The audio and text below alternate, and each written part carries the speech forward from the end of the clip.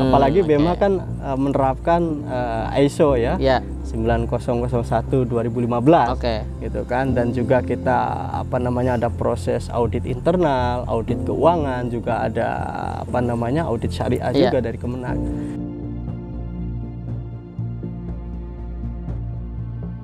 Assalamualaikum warahmatullahi wabarakatuh. Pemirsa BMH TV dimanapun berada, kembali kita bertemu di channel yang cerdas menggerakkan, di saluran udara yang semoga silaturahim online ini terus memberikan kita satu pemahaman, satu kesamaan visi yang pada akhirnya menjadikan kita semakin dekat di hati dan terus ikut berpartisipasi dan berkontribusi di dalam kebaikan-kebaikan zakat, infak, dan sedekah. Alhamdulillah, pada bincang mulia kali ini kita akan mengulas tentang BMH. Pasti masih banyak yang belum tahu bagaimana sebenarnya perjalanan BMH sebagai lembaga amil zakat nasional. Apakah dia serta-merta ada seiring dengan lahirnya undang-undang zakat, atau BMH ini merupakan satu entitas yang memang bergerak di bidang zakat, infak, dan sedekah serta wakaf ketika itu, bersama dengan tumbuhnya Hidayatullah baik sebagai pesantren dan saat ini menjadi sebuah badan perkumpulan, dan juga di dalamnya adalah sebagai organisasi massa. Langsung bersama saya hari ini adalah Ustadz Dede Heri Bahtiar. Beliau adalah sekretaris pengurus BMH Pusat. Langsung kita sapa. Assalamualaikum warahmatullahi wabarakatuh, Ustadz Dede. Waalaikumsalam warahmatullahi wabarakatuh. Bagaimana kabarnya Ustadz Dede? Alhamdulillah sehat. Alhamdulillah. Bung Imam. Alhamdulillah kita diberikan kesehatan. Dan hari ini kalau ditanya sehat memang serius kayaknya gitu ya. Betul. Bukan lagi sekedar sapaan ya. Ya, sampai salamnya pun salam sehat sekarang. Salam sehat, luar biasa. Salam sehat. Ini Ustadz Dede, kita pengen mengeksplor tentang BMH ini sebagai sebuah lembaga amil zakat. Karena mungkin sebagian anak-anak milenial atau sebagian dari pendukung BMH selama ini itu belum begitu mengenal BMH. Nah, sebenarnya BMH ini seperti apa? Awal lahirnya, kemudian dinamikanya sampai hari ini di tahun 2021 yang juga tetap berkiprah di masa pandemi. Silakan Ustadz Dede. Baik. Bismillahirrahmanirrahim. Assalamualaikum warahmatullahi wabarakatuh. Alhamdulillah, wassalatu wassalamu ala rasulillah wa ala alihi wa sahbihi wa mawala, la hawla wa la quwata illa billah. Asyhadu an la ilaha illallah wa asyhadu anna muhammadan abduhu wa rasuluhu la nabiyya ba'dah. Alhamdulillah, pemirsa BMH TV yang insyaallah senantiasa diberikan kesehatan dan keberkahan oleh Allah Subhanahu wa taala. Dan tentunya host kita pada kesempatan kali ini Bung Imam Nawawi. Mudah-mudahan beliau juga senantiasa diberikan kesehatan. Amin. Sehingga konten-konten BMH TV senantiasa memberikan edukasi kepada masyarakat ya, untuk bisa lebih cerdas dan menggerakkan insyaallah. Amin, amin. Baik, mungkin kalau bicara BMH ya, Baitul Mal Hidayatullah sebagai lembaga amil zakat atau bahasa umumnya sebagai lembaga filantropi, itu tidaklah lepas dari sejarah berdirinya pesantren Hidayatullah ya. Tadi sebagaimana Bung Imam sampaikan ya. Itu sekitar tahun 70-an ya, 73. Atau kalau ini kan bertepatan dengan sekitar 1 Muharram, yang kalau di 2021 ini genap sekitar 50 tahun berarti perjalanan Hidayatullah ya, dari awal berdiri hingga kini. Nah, kenapa BMH itu sangat terkait dengan sejarah lahirnya Hidayatullah ini? Karena memang sejak awal mula berdirinya pesantren Hidayatullah itu ya, gerakan filantropi tadi atau kegiatan penghimpunan dana zakat, infak, sedekah, dan wakaf dari masyarakat itu sudah dilakukan oleh Hidayatullah ya. Dan tentunya juga didistribusikan, didayagunakan untuk program-program yang dilakukan oleh pesantren Hidayatullah ya, khususnya dalam bidang pendidikan dan dakwah sebagai core program ataupun gerakan mainstream dari Hidayatullah. Nah, itu awal di tahun 73 sampai tahun 80-an lah ya, artinya sekitar kurang lebih 10-an tahun. Ya, emang awal waktu itu pola atau kegiatan filantropi yang dibangun itu masih bersifat langsung, artinya bantuan-bantuan yang diberikan oleh masyarakat itu sifatnya langsung dan dalam bentuk material gitu. Apa yang dibutuhkan pondok? Ya, misalkan kan di saat itu Hidayatullah lahir, tentunya kan berkembang, dibentuk ataupun didirikan cabang-cabang di beberapa daerah. Nah, ketika merintis awal Hidayatullah, baik di pusatnya di Balikpapan, Kalimantan Timur maupun di daerah-daerah lainnya, itu tentunya ketika menyampaikan kepada masyarakat, masyarakat bersimpati, mau membantu gitu. Ya, tentunya saat itu ketika disampaikan kami ataupun ingin membangun pesantren gitu kan, Hidayatullah ingin membangun pesantren. Apa yang dibutuhkan? Misalnya, oh ini kami mau bangun masjid, awal mula dibangun. Ya, pasir, batu, dan itu langsung dikirim. Dan orang yang membantu itu memang langsung datang ke lokasi.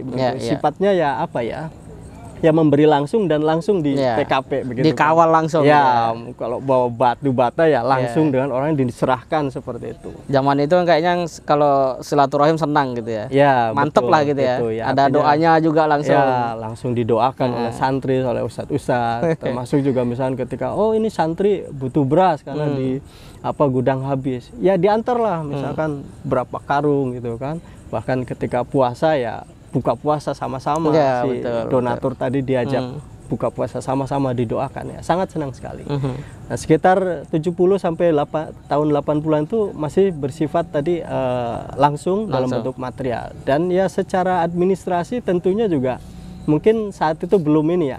Tercatat sih dari donatur si A, Haji siapa, atau Haji Abdullah, atau Ibu siapa gitu. Tapi masih manual banget gitu ya. Hanya saja kan secara administrasi bingung nih, pasir berapa ini. Paling ya yang hanya dicatat, oh ini bahwa masjid ini dibantu oleh Haji Abdullah misalnya, atau hamba Allah dan sebagainya. Termasuk misalnya di prasasti ditulis dan sebagainya. Berarti kan masih mesin ketik gitu ya? Ya, artinya tidak bisa dikonversikan, oh nilai ini bantuannya berapa donasi sehingga total penghimpunan sekian, terus total pendagangan sekian dan sebagainya. Jadi artinya, apa adanya. Ya, membantu dalam bentuk material, diwujudkan dalam bentuk program-program, bahkan bangunan secara fisik, ya itulah yang dilaporkan kepada masyarakat. Ketika disampaikan laporannya ya dalam bentuk dokumentasi, Zaman itu mungkin juga belum terlalu dikenal ya, transfer gitu. Belum, karena memang juga mungkin eranya belum ya, betul. Gitu. Belum seperti belakangan ya. Betul. Termasuk juga ketika menyampaikan istilahnya kalau bahasanya fundraising atau ini kan kepada donatur ya belum mengenal pakai istilahnya kalau saat sekarang melalui medsos atau katakanlah lewat blasting WA atau di iklan broadcast broadcast ya langsung disampaikan, ketok dari pintu ke pintu, assalamualaikum, menyampaikan. Dan ketika membantu pun ya si muzaki atau donatur langsung datang juga. Bener nggak sih gitu kan? Kalau sekarang kan cukup dikasih video YouTube, dokumentasi atau proposal, orang sudah langsung percaya, langsung transfer gitu. Betul. Bahkan mungkin bisa jadi donatur juga tidak tahu apa yang dia ini, pokoknya ya lillahi ta'ala dia sampaikan gitu. Sudah komunikasi batin itu. Ya. Seperti itu. Nah, baru di tahun 80-an sampai tahun 2000 ya tepatnya mungkin sejak reformasi tahun 98, setahun kemudian lahirlah Undang-Undang Zakat. Mungkin Bung Imam masih ingat saat itu. Undang-Undang nomor 38 tahun 1999. Nah, disitulah baru adanya Undang-Undang Zakat. Maka pengelolaan tadi zakat, infak, sedekah dan wakaf itu ya ada regulasinya. Maka di tahun 2001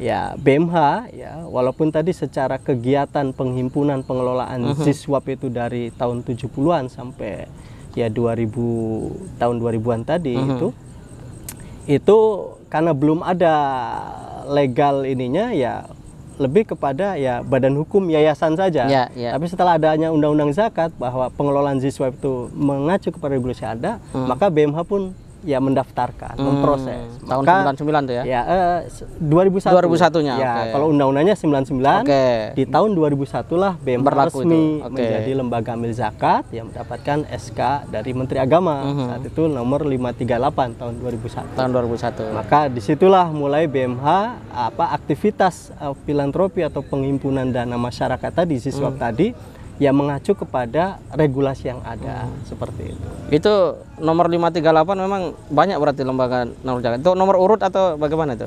Ya, 538. ya nomor SK-nya. Oh, tidak nomor urut ya? Betul. Ya memang saat itu masih baru-baru ada undang-undang zakat, masih belum banyak lah. Ya, Mungkin ya. masih bisa dalam hitungan jari. Iya, iya. Kalau Cuma saat kalau ini- ditulis nomor 7 gitu kan nggak benar ya. Itu mengikuti penomoran SK di oke, ya. kementerian itu. Kementerian ya. Luar biasa. Iya. Jadi begitu panjang ya perjalanan BMH ini. Betul. Tapi waktu itu tidak dikenalkan bahwa ini namanya BMH begitu ya. Ya, nah itu memang waktu itu masih namanya juga Baitul Mal Yayasan Pesantren Hidayatullah. Oh, Artinya kalau sebutan Baitul Malnya sih sudah diinikan ya, disampaikan. bahwa ya memang ini pengelolaan Ziswap ini ya dengan semangat kepada di masa Rasulullah dan Khulafaur Rasyidin dan tentunya para sahabat, yaitu bahwa pengelolaan Zis itu salah satunya ya pengelolaan dana umat itu lewat Baitul Mal. Maka mengambil spirit itu ya disebutlah oh ini Baitul Mal. Nah, maka di tahun 80-an itu ke tahun 2000 itu walaupun belum ada regulasi undang-undang zakat, barulah tata administrasi tadi pencatatan sudah ini. Maka disebut apa saat itu Baitul Mal Yayasan Hidayatullah. Oke. Jadi antara 80-an sampai tahun 2000-an sebelum 99 tadi sebelum adanya undang-undang zakat. Jadi secara nama tidak ada perubahan ya. Cuma berkurang yayasan. Jadi Baitul Mal Hidayatullah gitu ya. Ya betul. Ya mungkin karena sudah nama juga sudah melekat di masyarakat dan juga sudah untuk memudahkan gitu ya. Sudah jadi Baitul Mal Hidayatullah. Oke. Seperti itu. Nah, sejak kapan kemudian BMH ini mengembangkan kiprahnya ke masyarakat secara luas? Karena setiap ada bencana BMH juga ikut turun gitu kan. Bahkan belakangan juga di dalam konflik-konflik masyarakat atau di negara-negara luar BMH juga ikut. Ya. Korban juga sudah mulai menyasar ke luar negeri. Nah, itu sejak kapan dan mengapa itu dilakukan oleh BMH gitu? Ya. Ya, saat itu memang pesantren Hidayatullah itu kan sudah lahir ataupun ada ya, hadir di 34 provinsi atau kalau saat ini 34 provinsi ya. Saat di 20 berapa? 20-an ya. 27. 27. Kalau sampai provinsi 99 ya. ya. 27. Sekitar itulah 27 provinsi. Kan apa provinsi terbaru dulu Timur ya, Timur, yang ya. jadi Timor Leste itu. Ya. Nah, kalau jaringan pesantren Hidayatullahnya sudah hadir di seluruh Indonesia. Ya. Nah, hanya saja dengan adanya Undang-Undang Zakat tadi tahun 99, ya Undang-Undang Nomor 38 tahun 99, maka kami itu mengikuti regulasi yang ada. Tentunya kan ada persyaratan-persyaratan minimal yang harus dipenuhi. Oke. Nah, maka mulailah di situ kami menertibkan secara organisasi. Maka dibuatlah dulu istilahnya ya namanya masih cabang. Nah, pusatnya di Jakarta, cabangnya ya di beberapa daerah tadi. Bahkan yang uniknya ini Bung Imam, sebelum di pusatnya hadir, itu di cabang-cabangnya terlebih dahulu sudah ada. Sudah muncul. Iya, termasuk di pusat Hidayatullah tadi awal berdiri di Balikpapan itu sudah ada cabang Balikpapan, ada cabang Surabaya, ada cabang Malang dan lain sebagainya. Betul. Nah, setelah ada regulasi itu, maka harus secara organisasi ditata. Di tahun 2001 itulah maka dibentuklah pusatnya terlebih dahulu. Dikukuhkan di pusat BMH pusat di Jakarta. Karena ya kita mengikuti ya pusat ibu kota waktu itu di Jakarta, ya kita berdiri pusatnya.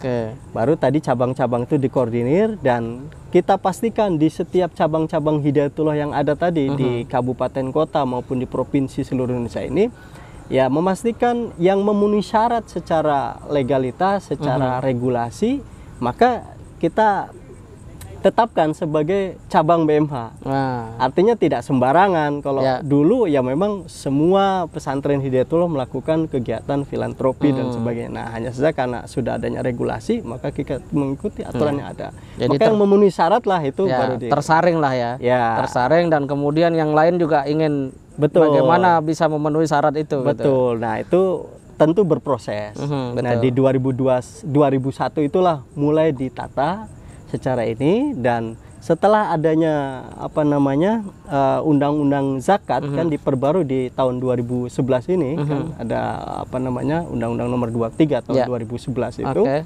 Kan tuh di situ disebutkan bahwa di setiap provinsi hanya ada satu kantor atau Oke. perwakilan disebutnya. Nah, maka BMH saat itu yang sudah ada cabang di sekitar 100-an ya di kabupaten kota seluruh Indonesia tadi yang mulai proses dari awal 2001 itu, kami juga menyesuaikan gitu kan. Ya sebenarnya juga itu memudahkan bagi kami. Betul. Terbayang misalnya di Jawa Timur yang ada sekitar berapa? 34-an. 30-an kabupaten kota. Terus tadi anggaplah 100, kami di pusat harus berpikir 100 cabang, tapi setelah adanya ini maka meringankan juga. Jadi Jawa Timur ya nanti BMH perwakilan Jawa Timur lah dia yang mengkoordinir kabupaten kota atau cabang-cabang yang ada di Jawa Timur. Berarti secara regulasi Ya. undang-undang zakat yang ada di tanah air ini justru membawa kemajuan ya. Ya. Mendorong kemajuan gitu. Betul ya, sebenarnya itu apa istilahnya, kami menyesuaikan dengan Ya. apa yang ada, dan alhamdulillah Ya. sejauh ini sangat juga gitu kan, sesuai lah.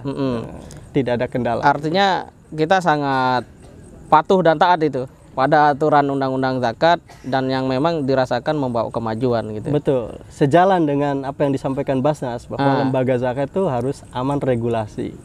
Insya Allah BMH aman regulasi, dan nanti insya Allah akan kita bahas apa itu aman regulasi, Bung Imam, pada episode berikutnya. Gitu.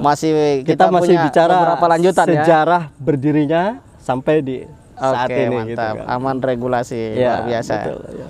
Nah, apa yang dirasakan oleh BMH ketika melakukan penyesuaian itu? Apakah kemudian ya, ada unsur kaget atau memang harus seperti ini kita gitu, sehingga pada akhirnya keberadaan BMH ternyata bisa memenuhi syarat-syarat itu, dan alhamdulillah terbaru juga baru keluar kan SK perpanjangan betul, seperti perpanjangan itu. Ya. Karena per 5 tahun Betul, itu diperpanjang kan, per 5 tahun diperpanjang. Betul. Modelnya seperti SIM dan STNK gitu ya. Ibaratnya ya kalau ini kita harus punya plat gitu kan, Ya, setiap 5 tahun ganti plat gitu Ganti kan. plat, ya, luar biasa. Perpanjang maksudnya. Perpanjang. Ya. Nah, ini apakah tidak mengganggu sistem yang berjalan kaitan dengan administrasi ini, atau memang sudah ada pihak-pihak tertentu di BMH yang konsen menangani masalah ini? Iya. Alhamdulillah sejauh ini sih, artinya BMH dengan seiring tadi perjalanannya dari proses yang dikelola secara tradisional terus mengikuti dengan perkembangan zaman ya dari waktu ke waktu. Ya, artinya tadi dari perjalanan tahun 70-an sampai sekarang kan sekitar 50-an tahun ini kan menjadi bekal ya, menjadi bekal, dan istilahnya bagi kami ini ya suatu hal yang sudah berjalan normal selama ini. Ya, ketika adanya regulasi penyesuaian ya bagi kami, karena itu sebenarnya selama ini sudah dilakukan. Apalagi BMH kan menerapkan ISO ya. 9001 2015 gitu kan, dan juga kita ada proses audit internal, audit keuangan, juga ada audit syariah juga dari Kemenak. Ya, persyaratan atau penyesuaian terhadap regulasi tadi bagi kami istilahnya ya sudah sesuai saja, karena selama ini juga itu sudah dilakukan gitu kan. Nah, artinya tinggal ya hanya proses administrasinya saja. Artinya persyaratan ini kami ada berbadan hukum, kami berbasis ormas gitu kan. Terus jaringan minimal di setiap provinsi itu satu ada, minimal ada programnya kalau bagi perwakilan ada di 3 kabupaten kota, minimal penghimpunan itu dalam setahun. Kalau lembaga amil zakat kalau tidak hilaf itu sekitar 50 miliar. 50 miliar per tahun. Per tahun, betul gitu kan. Dan persyaratan-persyaratan yang ada termasuk ada DPS-nya atau Dewan Pengawas Syariah yang telah mendapat rekomendasi dari MUI. Ya, alhamdulillah kami ada semua penuhi gitu kan. Artinya sejauh ini alhamdulillah tidak ada kendala dan sudah sesuai saja apa yang kita ini. Betul. Tadi kembali kepada bahwa kami ingin lembaga BMH ini aman regulasi. Ya, Gitu. aman regulasi, transparan dan bisa dibuktikan. Ya, Ya. betul. Luar biasa. Jadi memang apa yang menjadi kehendak Basnas itu adalah sebuah harapan dari masyarakat agar lembaga zakat ini bisa dipercaya. Memang ada trustnya, ada bukti-buktinya, dan alhamdulillah BMH bisa mengikuti semua. Alhamdulillah. Ini kalau kita pakai teori sejarah dibagi menjadi sebuah tahapan-tahapan gitu kan. Kalau tahapan sejarah Islam misalnya kan ada masa Rasulullah, masa Khulafaur Rasyidin. Nah, ini BMH sudah ada nggak pembagian tahapan itu? Minimal misalnya masa awal BMH itu seperti apa, kemudian tadi disebut 70 sampai 80, 80 sampai 2000 gitu kan. Nah, 2000 sampai sekarang itu seperti apa? Ini mungkin untuk memudahkan pemirsa bahwa untuk mengenal BMH. Karena kalau diikuti detail panjang juga gitu. Nah, kira-kira seperti apa ini pandangan dari Ustadz Dede perihal tahapan-tahapan yang dialami oleh BMH ini? Ya mungkin kalau tadi di periode awal pertama itu apa istilahnya bantuan langsung tadi. Bantuan langsung. Ya, itu istilahnya tahap tahap perintisan. Secara administrasi itu belum dilakukan secara tertib. Nah, baru di tahun 80-an sampai ke 2000-an itu proses administrasi, pengelolaan semuanya teradministrasi. Modernisasi manajemen gitu ya. Betul. Artinya yang tadinya mungkin masih alamiah, tradisional itu lebih modern. Nah, baru di tahun 2000-an hingga saat ini baru proses standarisasi dan sentralisasi. Artinya dengan seiring dengan kebutuhan zaman dan situasi dan kondisi tentunya kami harus menyesuaikan. Ya, tadi dengan adanya cabang dan alhamdulillah hingga sampai saat ini alhamdulillah kami sudah hadir di 34 provinsi dan nanti akan ekspansi di kabupaten kota yang lainnya yang belum ada. Itu kan perlu adanya tadi pengelolaan manajemen yang lebih baik. Yaitu mungkin dalam saat ini adalah tahap sentralisasi. Ya, di tahun 2000-an tadi sampai ke 2010-15 lah itu mulai standarisasi. Baru di tahun 2015 sampai kini kita mengarah kepada sentralisasi. Gitu. Menarik. Terus apa yang menjadi semacam kunci rahasia gitu ya, atau tips lah BMH secara kelembagaan mampu bertahan sedemikian rupa ini? Ya, artinya kami kalau dalam bahasa manajemen ya kita mengikuti sesuai dengan kaidah manajemen. Kalau mungkin dalam orang ada sistem kepemimpinan gitu imamah jamaah. Ya, itu juga yang menjadi spirit kami BMH. Ya, dari semangat itulah artinya bahwa kita melaksanakan kegiatan tugas-tugas ini ya sesuai dengan tadi berjamaah begitu kan. Ada pemimpin yang ditaati, ada makmum yang mentaati gitu kan. Artinya kalau pusat membuat regulasi dan lain sebagainya, kebijakan-kebijakan, tentu di perwakilan-perwakilan yang ada, cabang-cabang yang ada, ya siap untuk mentaati dan melaksanakan itu, gitu kan. Artinya ya kalau semua aturan ini ditaati, dilaksanakan, ya insya Allah, dan terbangun tadi kepercayaan dan saling percaya antara pemimpin dan yang dipimpin, insya Allah itu tidak ada lagi istilahnya persoalan gitu. Semuanya, no problem ya ibaratnya kalau ini seirama lah begitu kan. Ya, sudah sehati, seirama, sefrekuensi begitu. Betul. Karena memang ketika terjadi sebuah musibah di satu wilayah itu semua ke sana gitu kan. Energi kemudian juga perhatian masyarakat lewat BMH juga bisa ke sana. Tapi kan yang menarik juga kaitan dengan perizinan yang berlaku setiap 5 tahun. Karena itu ternyata bukan hanya di pusat, di perwakilan juga sama. Betul. Nah, ini ada keluhan nggak dari teman-teman perwakilannya? Alhamdulillah sejauh ini tidak ada, karena tadi proses perpanjangan itu kan sebenarnya lebih kepada ya tadi kalau kendaraan ya, kalau boleh beranalogi semacam uji kir lah gitu, uji kelayakan. Bahwa istilahnya kalau bahasanya ini cek remnya masih enggak, lampu sennya masih nyala enggak gitu kan, terus beban kapasitasnya masih sesuai apa tidak gitu kan. Artinya itu semua persyaratan ya karena yang selama ini kita lakukan sudah berjalan dan sudah ada, secara administrasi juga kami terdokumentasikan dengan baik, ya tinggal berikan saja gitu. Ibarat tadi kalau kendaraan BPKB dan rutin melakukan tune up, terus juga BPKB dan STNK lengkap, setiap tahun juga kita bayar pajak, ketika ganti plat tidak ada persoalan gitu kan. Itu kalau beranalogi seperti itu gitu. Artinya kendaraan ini senantiasa dalam kondisi prima, kapanpun, dimanapun, ketika dicek, karena memang dilakukan perawatan setiap saat. Tadi dijaga sistem kelembagaan kita ini. Iya, menarik. Dan itu tentu juga ada proses transformasi dari pusat ke perwakilan ya. Betul. Perihal bagaimana pengelolaan soal-soal tadi. Betul. Tadi dengan semangat standarisasi dan sentralisasi itulah yang dibangun seperti itu. Kalau orang dengan kata sentralisasi, biasanya kan agak ingat dengan rejim Orde Baru gitu. Apa yang dimaksud sentralisasi di BMH ini? Ya, artinya tadi membangun kita satu frekuensi, seirama, selaras. Ya, segala sesuatunya itu ya apa yang ditentukan oleh pusat, yaitu yang diterapkan begitu.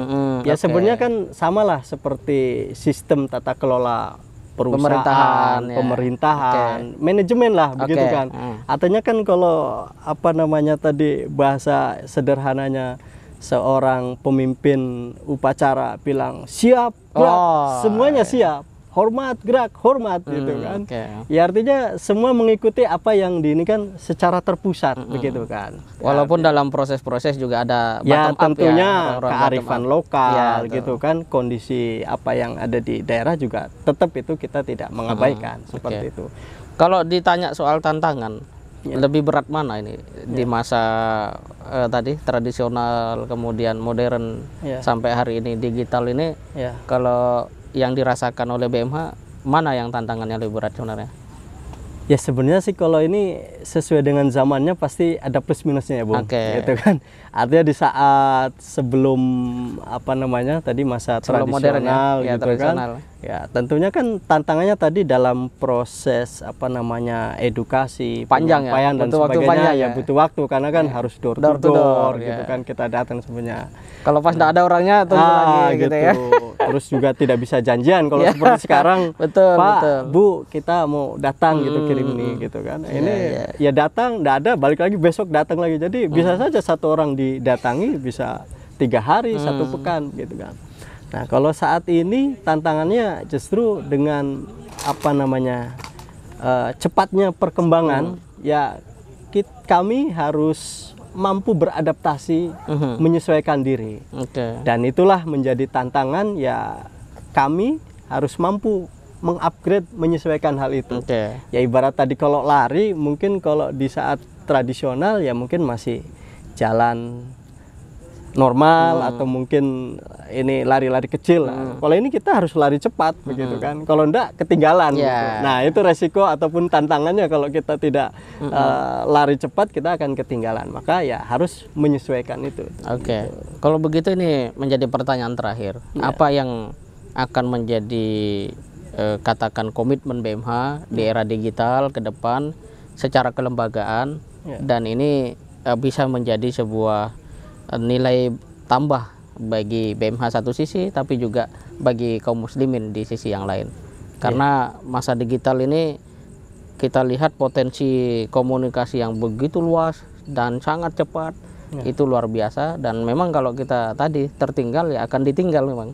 Nah sejauh mana BMH sehingga nanti pemirsa BMH TV juga akan tahu bahwa BMH di masa digital ini akan melakukan banyak hal, akan melakukan ini secara kelembagaan dan trust itu semakin di hati kaum muslimin.